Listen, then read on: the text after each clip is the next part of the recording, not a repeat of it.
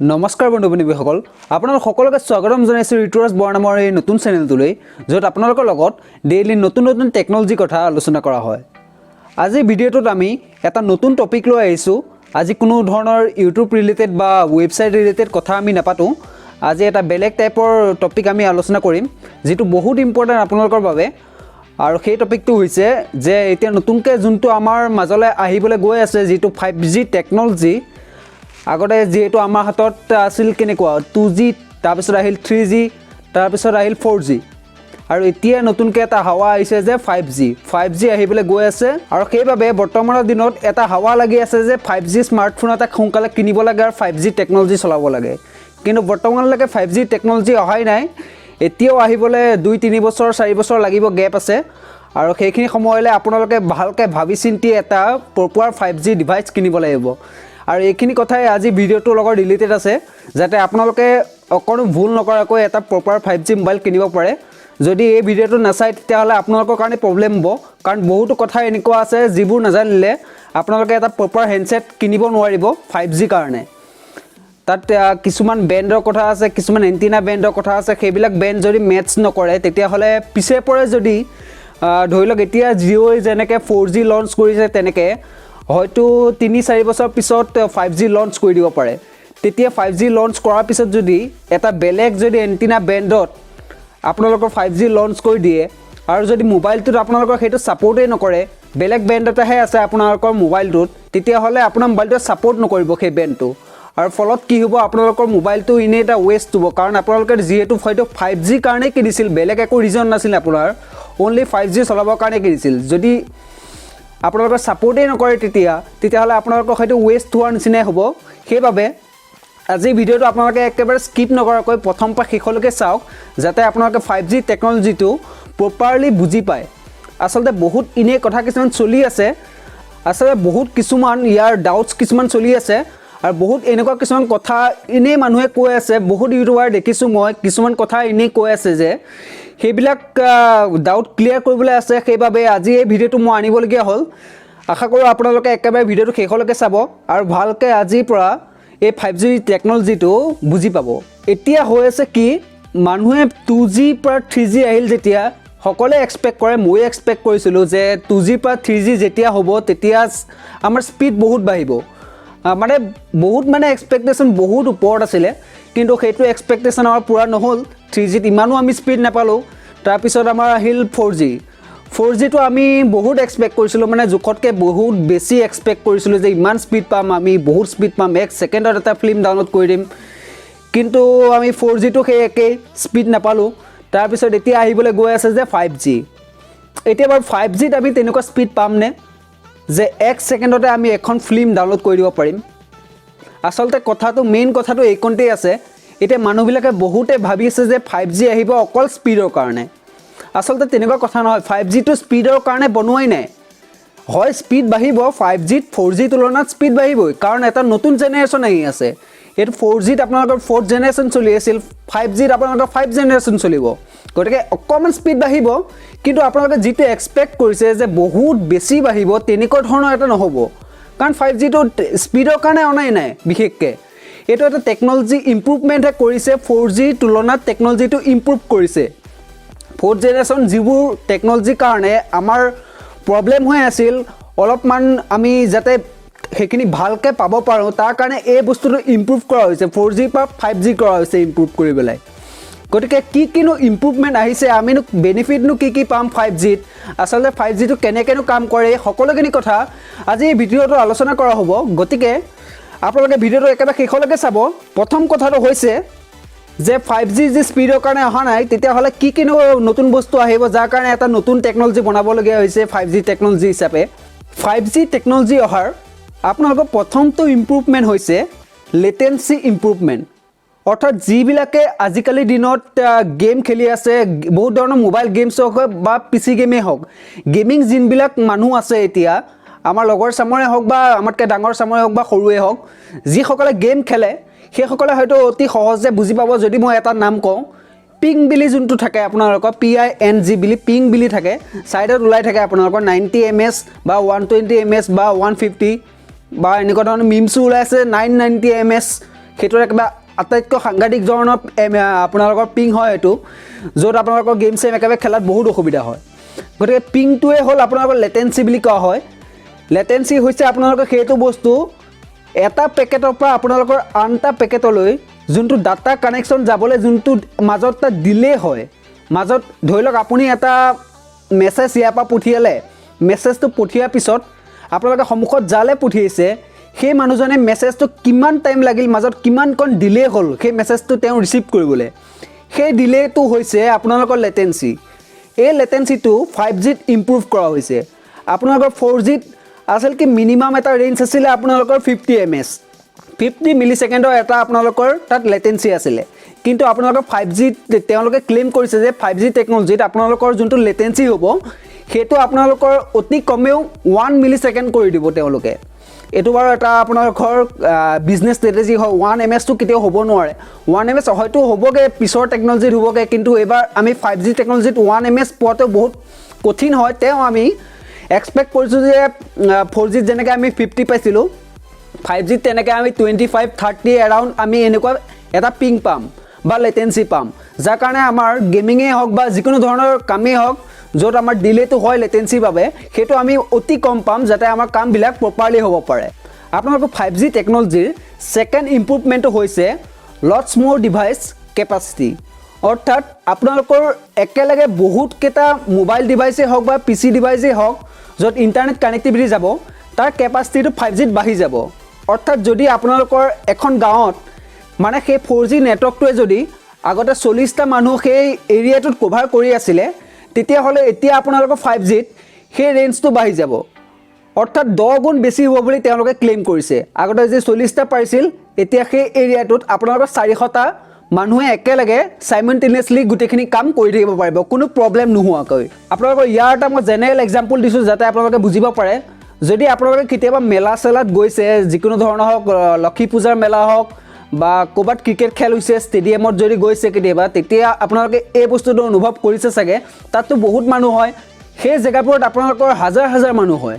অৰ্থাৎ সেই জেগাত নেটৱৰ্কটোৱে বহুতখিনি মানুহক একেলগে যিটো নেটৱৰ্ক বা ডাটা হয় একেলগে প্ৰভাইড কৰিবলগীয়া হয়। আগতে যিহেতু 4G আছিলে, 4G ডিভাইচে সিমানখিনি কেপাচিটি নাছিলে। অৰ্থাৎ যদি 4Gৰ 4000 কেপাচিটি আছিলে, সেই ষ্টেডিয়ামটোত 4000 মানুহকহে দিব পাৰিব। যিহেতু তাত 40000 মানুহ আছে, গতিকে সেই 4G কানেক্টিভিটিয়ে আপোনালোকৰ 40000 মানুহক একেলগে ধুনীয়াকৈ স্পীডটো ৰান কৰিবলৈ দিবলৈ সামৰ্থ্য নহয়। সেইবাবে নতুনকৈ এই 5G টেকন'লজিটো আপোনালোকৰ ইমপ্লিমেণ্ট কৰা হৈছে যাতে বহুত সংখ্যক মানুহে একেলগে এটা নেটৱৰ্ক ধুনীয়াকৈ চলাব পাৰে। আগতে যিহেতু 4000 পাৰিছিলে এটা ষ্টেডিয়ামত, এতিয়া 5G অহাৰ পিছত আপোনালোকৰ সেই ঠাইটোত 10 গুণ বেছি মানে 40000 মানুহে একেলগে ধুনীয়াকৈ চলাব পাৰিব কামটো। গতিকে এই দুটা হৈছে 5G টেকন'লজি অহাৰ মেইন দুটা ইম্প্ৰুভমেণ্ট। এই দুটা ৰিজনেই এনেকুৱা ৰিজন যাৰ বাবে 5G টেকন'লজিটো আমাৰ মাজলৈ আনিবলগীয়া হৈছে। অকল স্পীডৰ কাৰণে এই নেটৱৰ্কটো আপোনালোকৰ মাজলৈ অনা নাই। আপোনালোকৰ এই গোটেইবোৰ সমস্যাৰ সমাধানৰ এটা সূত্ৰ হিচাপে এই 5G টেকন'লজিটো আপোনালোকৰ মাজলৈ অনা হৈছে। তাৰপিছত আমি জানিব লাগিব ইয়াৰ এটা মূল কথা। আপোনালোকৰ 4G নেটৱৰ্ক চলিবলৈ আপোনালোকক কিছুমান মোবাইলত বেণ্ডৰ প্ৰয়োজন হৈছিল বা যিকোনো ধৰণৰ কানেক্টিভিটি ডিভাইচেই হওক, সকলোতে যিকোনো ধৰণৰ এটা বেণ্ডৰ প্ৰয়োজন হৈছিলে। সেই বেণ্ডকেইটাতে আপোনালোকৰ 4G নেটৱৰ্ক চলিব পাৰিছিল। 4Gত আপোনালোকৰ LTE 40 তেনেকুৱা ধৰণৰ কিছুমান বেণ্ড আছিলে, যাৰ সহায়ত 4G কানেক্টিভিটিটো আপোনালোকে লাভ কৰিছিলে। ঠিক সেইদৰে আপোনালোকৰ 5G টেকন'লজিটো কিছুমান তেনেকুৱা বেণ্ডৰ তেওঁলোকে ইমপ্লিমেণ্ট কৰিছে যাতে আপোনালোকে 5Gটো সেইকেইটা বেণ্ডত আপোনালোকে চলাব পাৰে। গতিকে আপোনালোকে সেই বেণ্ডকেইটাৰ বিষয়ে অলপ জানিব লাগিব যাতে আপোনালোকে মোবাইল কিনোতে অলপ সাৱধান হ'ব পাৰে, যাতে মোবাইলত সেইকেইটা বেণ্ড আছে নাই আপোনালোকে চাই ল'ব লাগিব। যদি আপোনালোকে মোবাইলত সেইকেইটা বেণ্ড আছে নে নাচায়, তেতিয়াহ'লে যে লৈ আহে মোবাইলটো অনাৰ পিছত যদি 5G অহাৰ পিছত আপোনালোকৰ 5G আপোনালোকৰ এৰিয়াটোত যোনটো বেণ্ডত দিলে সেইটো বেণ্ড যদি আপোনাৰ মোবাইলটোত নাথাকেই, তেতিয়াহ'লে আপোনালোকে 5G চলাব নোৱাৰিব। গতিকে এই বেণ্ডকেইটাৰ ওপৰতো আপোনালোকৰ নলেজ থাকিব লাগিব যাতে মোবাইলটো আপোনালোকে ভালকৈ কিনিব পাৰে। 5G বিশেষকৈ দুটা পাৰ্টত চলিব। হয়তো আমাৰ ফাৰ্ষ্ট পাৰ্টটো হ'ব পাৰে আমাৰ এৰিয়াত, নহ'লে ছেকেণ্ড পাৰ্টটো হ'ব পাৰে। প্ৰথম পাৰ্টটো হৈছে আপোনালোকৰ 6 GHz বেণ্ড। এই বেণ্ডটোত এটা চলিব আৰু ছেকেণ্ডটো হৈছে আপোনালোকৰ মিলিমিটাৰ ৱেভ। এই দুটা ছিষ্টেমত আপোনালোকৰ 5G চলিব। যিটো আপোনালোকৰ 6 GHz বেণ্ড হয়, সেই বেণ্ডটো আপোনালোকৰ বিল' 100 GHzৰ পৰা আপোনালোকৰ এবভ 2000 গিগাহাৰ্টছলৈকে চলিব। এইকেইটা বেণ্ডৰ ভিতৰতে আপোনালোকৰ যোনটো 6 গিগাহাৰ্টছ বেণ্ড হয় সেই বেণ্ডটো কাম কৰিব। ছেকেণ্ডটো হৈছে আপোনালোকৰ মিলিমিটাৰ ৱেভ। আৰু এটা কথা, যোনটো আপোনালোকৰ 6 গিগাহাৰ্টছ যোনটো বেণ্ড আছিলে সেইটোক FR1 বুলি কোৱা হ'ব, আৰু এইটো যোনটো মিলিমিটাৰ ৱেভ হয় এইটোক FR2 বুলি কোৱা হ'ব। আপোনালোকৰ এই দুটাৰ ভিতৰত 6 গিগাহাৰ্টছ বেণ্ড আৰু মিলিমিটাৰ ৱেভৰ ভিতৰত সবতকৈ ফাষ্টেষ্ট ইণ্টাৰনেটটো হৈছে আপোনালোকৰ মিলিমিটাৰ ৱেভ। যিবোৰ এৰিয়াত আপোনালোকৰ মিলিমিটাৰ ৱেভৰ কানেকশ্যন থাকিব তাত স্পীডটো বহুত বেছি হ'ব, কিন্তু আপোনালোকৰ 6 গিগাহাৰ্টছ যোনবিলাক থাকিব সেইবিলাক অকণমান 4G নিচিনাই হ'ব, ইমান এটা স্পীডো নহয়, কিন্তু আপোনালোকৰ যোনটো মিলিমিটাৰ হয় সেইটো ফাষ্ট হ'ব। কিন্তু এইখিনিতে এটা ফেক্ট আছে, এটা বস্তুৰ ভাল বেয়া দুইটা থাকে। আপোনালোকৰ কোনোবা এটা বস্তু কিবা এটা ভাল হ'লে সেই বস্তুটো কিবা এটা বেয়াও থাকে। এতিয়া যোনটো আপোনালোকৰ আগৰ মই কথা কৈছোঁ, আগতে যোনবিলাক আপোনালোকৰ ৱাইফাই ৰাউটাৰ আছিলে বা ৱাইফাই ছিষ্টেমত চলি আছিলে তাত দুটা ধৰণৰ বেণ্ড থাকে। প্ৰথমটো বেণ্ড হৈছে আপোনালোকৰ 2.4 গিগাহাৰ্টছ আৰু ছেকেণ্ড বেণ্ডটো হৈছে 5 গিগাহাৰ্টছ। এতিয়া এই 2.4 গিগাহাৰ্টছৰ এটা হ'ল আপোনালোকৰ প্লাছ পইণ্ট হ'ল সেই নেটৱৰ্কটোৱে আপোনালোকৰ বহুত একেবাৰে লংগেষ্ট ডিষ্টেঞ্চলৈকে এটা নেটৱৰ্ক কভাৰ কৰিব পাৰে। অৰ্থাৎ যদি আপুনি ইয়াত আপোনাৰ ৱাইফাই ৰাউটাৰ এটা যি ইয়াত লগাই থয়, আপোনালোকে একেবাৰে ধৰি লওক 500 মিটাৰমান দূৰলৈকে আপোনালোকে নেটৱৰ্কটো পাব। সেইটো কেপাচিটি হৈছে আপোনালোকৰ 2.4 গিগাহাৰ্টছ সেই ৱাইফাই বেণ্ডটোৰ। কিন্তু আনহাতে আৰু এটা হ'ল যে 5 গিগাহাৰ্টছ। তেন্তে এইটো কি কাম? এই 5 গিগাহাৰ্টছটো আপোনালোকৰ কাম হৈছে যে আপোনালোকৰ শ্বৰ্ট ৰেঞ্জৰ কাৰণে, মানে ধৰি লওক এই ৰুমটোৰ ভিতৰত আছে, আপোনালোকে অকল এই ৰুমটোৰ ভিতৰতে আপোনালোকক ৱাইফাই ৰেঞ্জটো লাগে, বাকী বাহিৰত আপোনালোকৰ কাম নাই। বাহিৰত আপোনালোকে হয়তো মোবাইল ডাটা ইউজ কৰিব, হয়তো বেলেগ কৰিব, কিন্তু আপোনালোকক মেইনলি ৱাইফাইটো দৰকাৰ হয় অকল এই ৰুমটোৰ কাৰণে।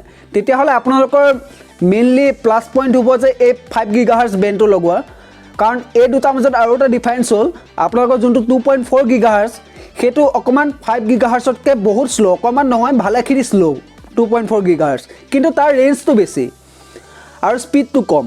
কিন্তু আপোনালোকৰ যোনটো 5 গিগাহাৰ্টছ হয় তাৰ ৰেঞ্জটো কম কিন্তু তাৰ স্পীডটো বহুত বেছি। গতিকে এইটো হ'ল এই দুটা বেণ্ডৰ মাজত ডিফাৰেঞ্চ।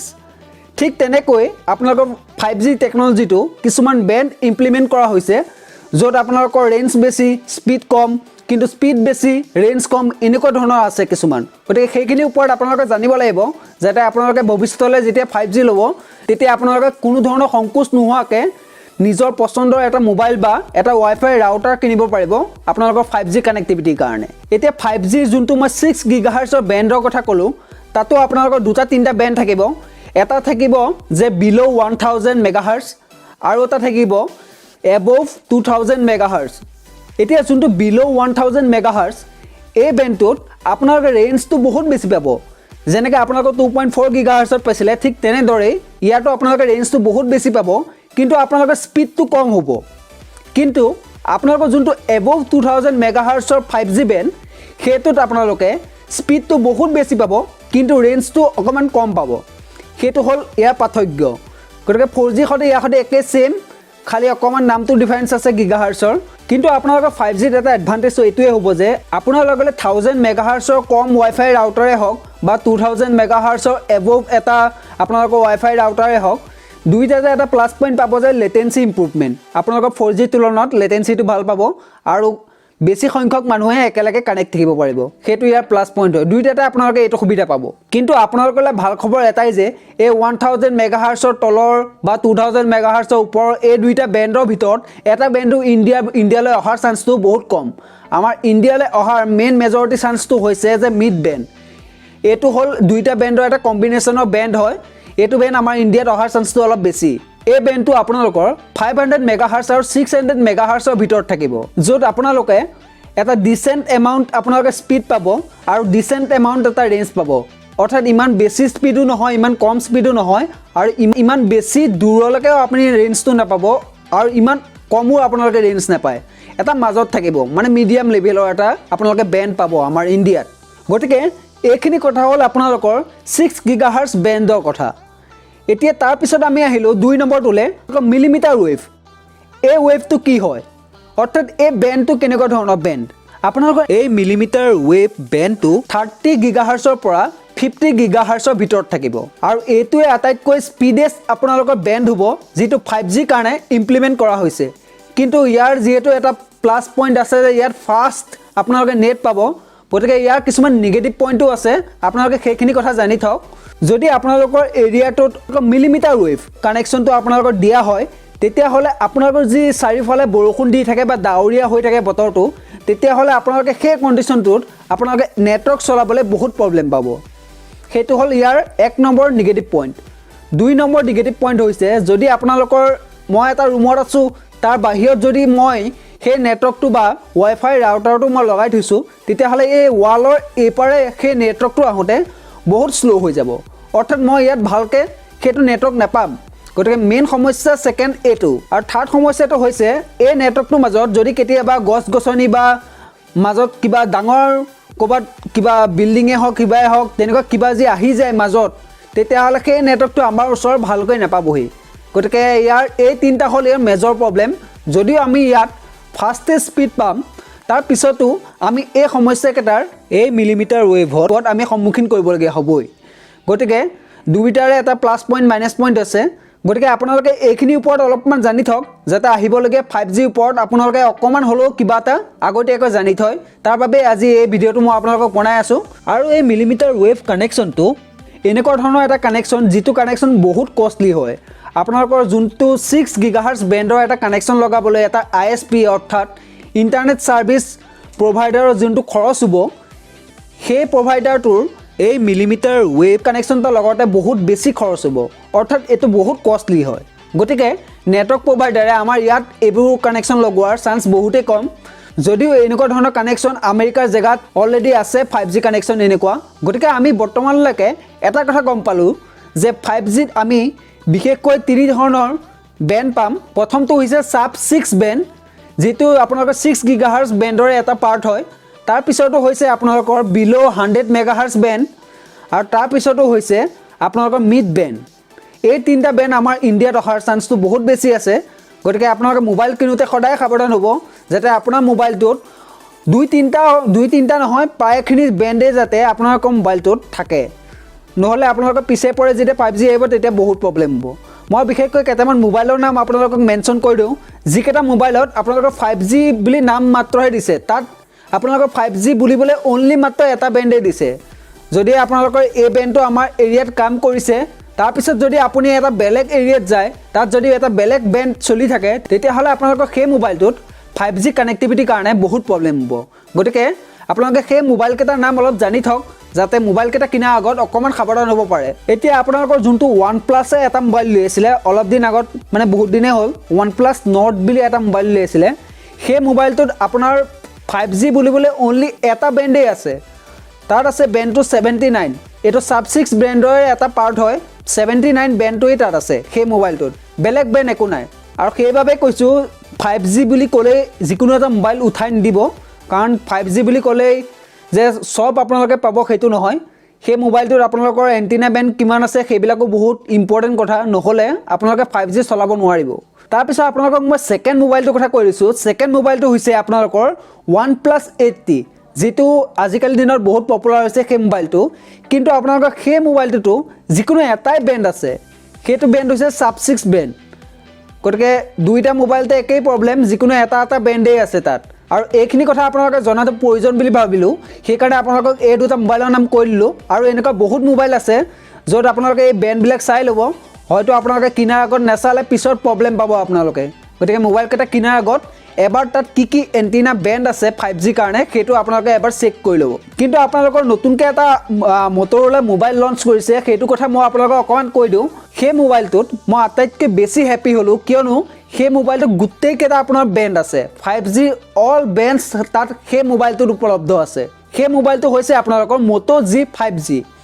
এইটোত আপোনালোকৰ গোটেই 5G 14টা বেণ্ড আছে, কমপ্লিট বেণ্ড আছে, মানে আপোনালোকৰ য'তেই যায়, যিকোনো জেগাতে যায় আপোনালোকৰ 5G কানেক্টিভিটিত অকণো প্ৰব্লেম নহয়। গতিকে এনেকৈ আপোনালোকে চাই ল'ব কোনটো মোবাইলত কেনেকুৱা ধৰণৰ বেণ্ড আছে। গতিকে এইবোৰ যদি আপোনালোকে নেচায়, যদিহে যিকোনো এটা মোবাইল উঠাই লৈ গুচি আহে, তেতিয়াহ'লে আপোনালোকৰ পিছে পৰে বহুত প্ৰব্লেম হ'ব। গতিকে মোবাইলটো কিনাৰ আগত এবাৰ নিশ্চয় এণ্টিনা বেণ্ডকেইডাল চাই ল'ব। গতিকে এয়াই আছিল আপোনালোকৰ 5G ওপৰত অকণমান থুলমূলকৈ আলোচনা। মই ভাবিলোঁ আপোনালোকে অকণমান হ'লেও 5G ওপৰত বুজি পালে।